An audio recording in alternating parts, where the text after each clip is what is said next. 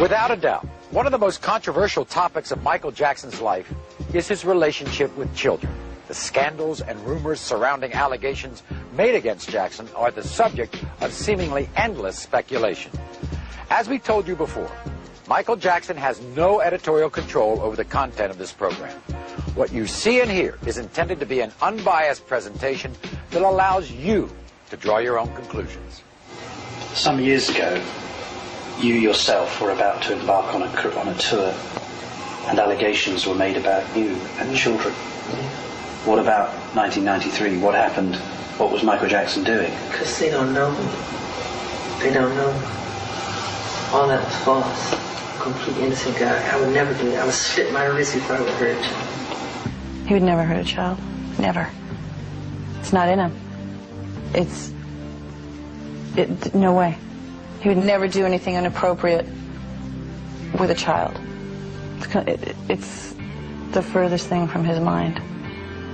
When those allegations came in '93, I think it was devastated. I mean, talk about going for the jugular. At every opportunity, the media has dissected and manipulated these allegations to reach their own conclusions. I ask all of you to wait and hear the truth before you label or condemn me. I watched Michael after they accused him of that child molestation. But at first he was a little lonely and all, but he never stopped because he knew it wasn't the truth, and he never stopped loving children. No, that's what I admire about him. He keeps going. He's not going to give up. And he's going to still give to all of us. I just know it. And Bashirs will come and go. You know? Michael will live forever.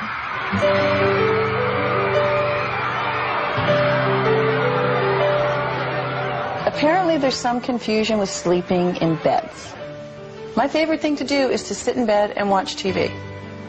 If you're coming over, take your shoes off, get on the bed, we're watching TV. Michael was never indicted. I said he was never charged. He was never anything. Now, they came in this house, right, and they tore this house apart. They went in my mother's safe. They went in, and they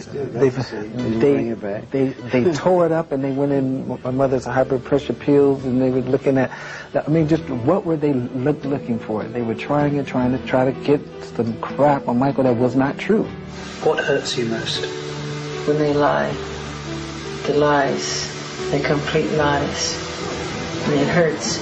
And it hurts me because I know there's children out there who has to hear that crap.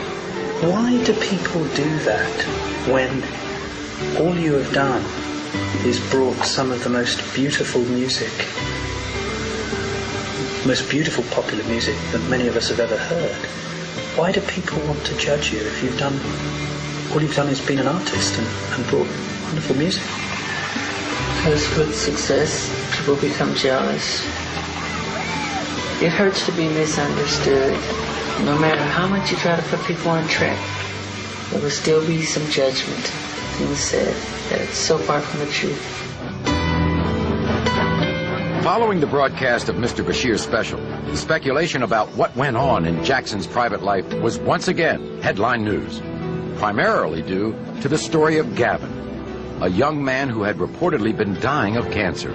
Gavin was somebody who was diagnosed with cancer. Doctors gave him, I think, 3 weeks or 1 month to live.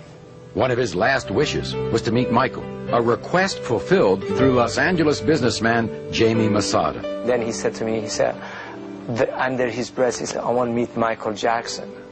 At that point, I didn't know Michael Jackson. And I just came out of the room, I started crying. I didn't know what to do. I called Neverland. I said, is any way you can get a chance to call the kid? Then I come in next day, and I said, Gavin, it had a little smile on his face. I said, Gavin, what's going on? He said, Michael, call me. Gavin and his family formed an immediate bond with Jackson, creating an atmosphere that many believe played a large part in Gavin's recovery. You know, 2.5 years ago, the doctor, they said 2 more weeks he's dead. Now he's alive. His appearance on the Bashir special showed a seemingly healthy and happy young man, clearly very fond of Jackson.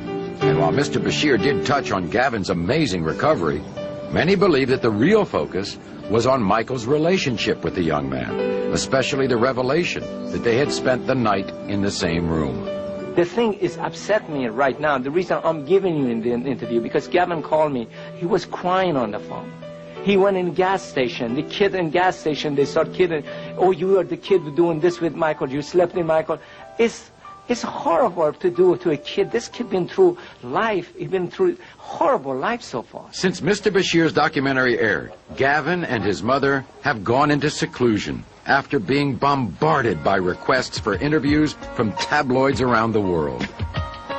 This statement released to the press by Gavin's mother says, I'm appalled at the way in which my son has been exploited by Martin Bashir. The relationship that Michael has with my 3 children is a beautiful, loving, father, sons, and daughter one. To my children and me, Michael is a part of our family. In addition, she is considering action against Mr. Bashir for including Gavin in his special without parental consent. We can only take the lies for so long. And I've reached my limit. And that's why I'm doing this. I'm not here to defend my boss. I'm here to tell the truth. I didn't really know how you behave with the people who come to the ranch and come to your home. I hadn't seen it. And you were the most generous person. But I looked around here yesterday, and some of the people really appreciated it. But others were greedy. Others couldn't help themselves. Do you sometimes despair of human nature? Yes. One of the topics repeatedly brought up in Martin Bashir's interviews is the same one that has been the subject of speculation by countless tabloids, talk shows, and comic monologues for over 20 years. Michael Jackson's changing appearance. Having surgery or changes or whatever, cosmetic surgery or anything like that. People have that sort of thing in this country all the time. All the time. People go on a weekly basis to have All things the time. changed. And most celebrities, most movie stars, you know. So why is it such an issue that you do that? But the fact that they said I had, like I'm overly obsessed with it, is not true. That's not, the things they've said that I've done are not true. I haven't had my eyes done. I haven't had my cheekbones done. I haven't had my lips done. I haven't had my chin done. That's a lie. They just go too far. In the final interview 8 months later, Martin Bashir is still doggedly pursuing rumors of Michael's plastic surgery. You look fine. I'm one of the stinky. That's nice. But you don't look An area of his life Bashir said he felt Michael had been less than honest about. You know, you physically changed, haven't you? The photographs of you, if I look at them No, it's from... called adolescence. It's called growing and changing. Yeah, but even the shape of your face has changed. No, it has not.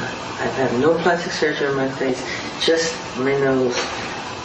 It helped me breathe better so I can hit higher notes and have clear. The press is like to add on all this stuff. Nothing's been done to my eyes, cheekbones, chins, lips, nothing. They made all of it. Do you think that people do go too far with plastic surgery, generally? Do you think Well, it's become...